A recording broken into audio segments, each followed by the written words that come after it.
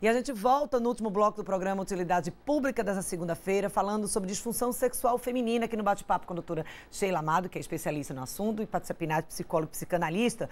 A gente estava trazendo aí, desde o início do programa, a gente está trazendo aí, alertando, na verdade, para a questão da importância do diálogo, que a disfunção nem sempre está ligada a uma questão física, está muito interligada com essa questão psíquica mesmo.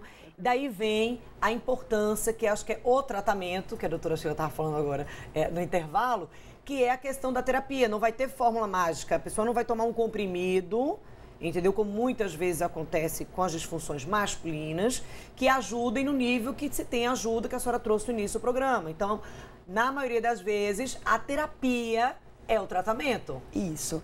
É muito importante se entender que o exercício da sexualidade, ele é multifatorial. Ele é mente, né, porque é extremamente psíquico. Ele é corpo, porque de preferência eu preciso estar com um corpo saudável ou com possibilidade do encontro sexual. E ele é extremamente social. Por que é social? Porque ele é comportamental.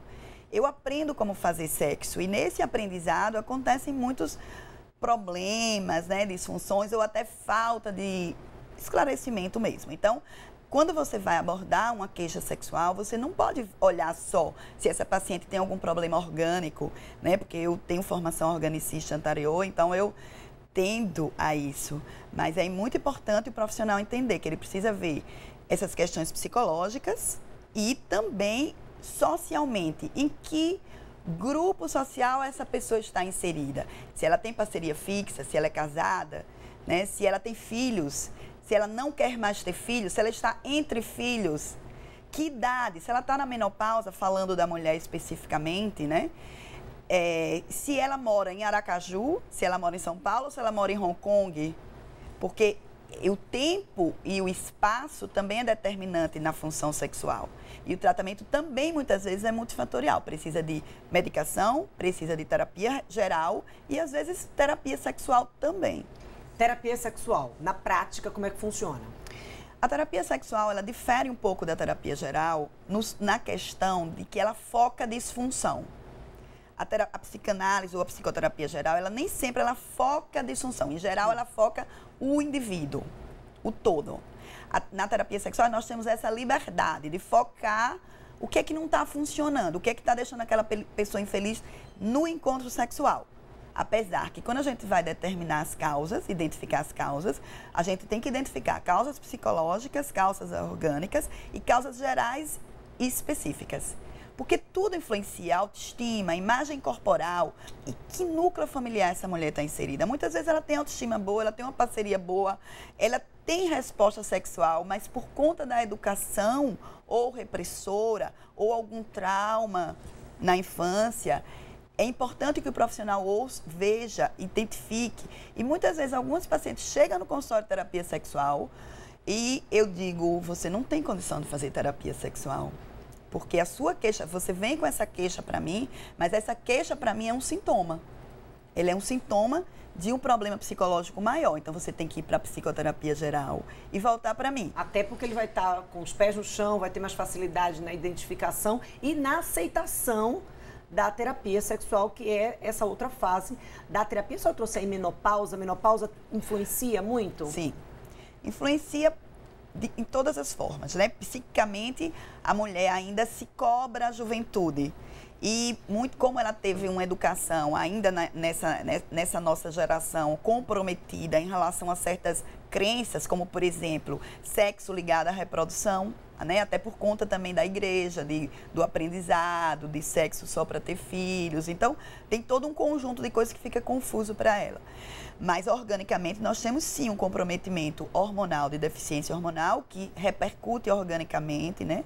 Com uma resposta vaginal comprometida, com, às vezes, uma deficiência de testosterona também, diminuindo o desejo, a resposta do desejo, a resposta orgástica e excitatória dessa mulher. E nisso, a terapia hormonal vai ajudar muito, porque vai colocar essa mulher em condição física de ter a resposta psíquica. E, assim, o que a gente vê ainda é um preconceito em relação ao TH. As pacientes ainda ligam TH a câncer. só para talvez resumir esse entendimento. Há 10 anos atrás, a gente procurava mulheres em menopausa que pudessem usar TH. Hoje nós procuramos as que não podem. Ou seja, a princípio é para todo mundo usar. Entendeu? Mais ou menos essa é a diferença. Sem falar que hoje a gente vive bem mais.